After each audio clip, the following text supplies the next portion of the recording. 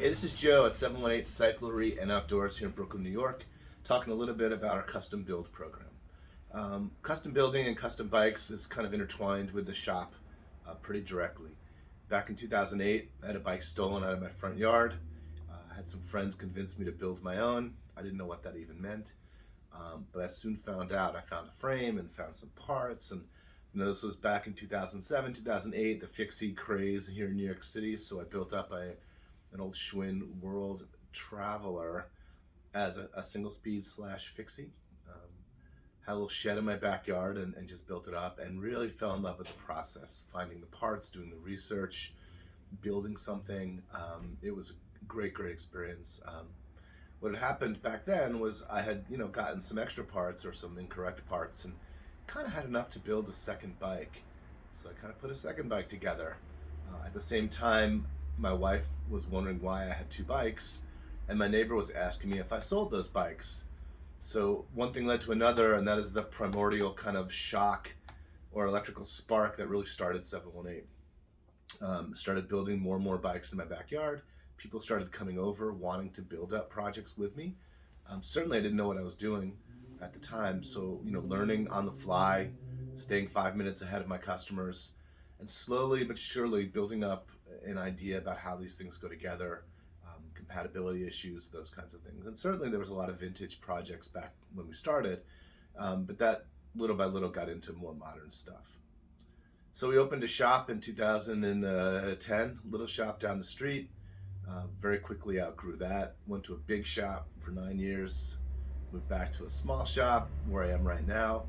And what we started calling those builds were collaborative builds, meaning that someone would come in and we would work together with them to build up the project that they had kind of envisioned. And that worked really well for a long time.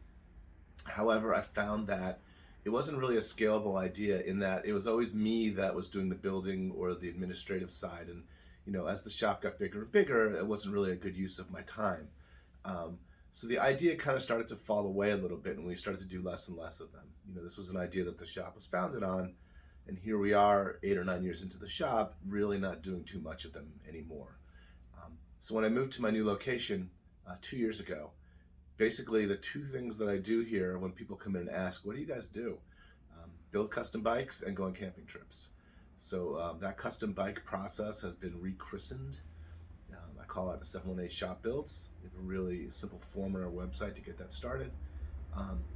And in the first 2 years I've been here, I've done about 90 frame up builds each year.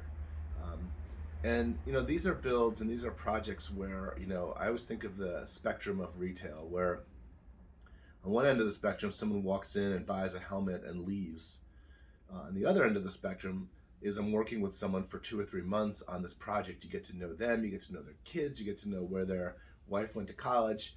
You build a customer for life.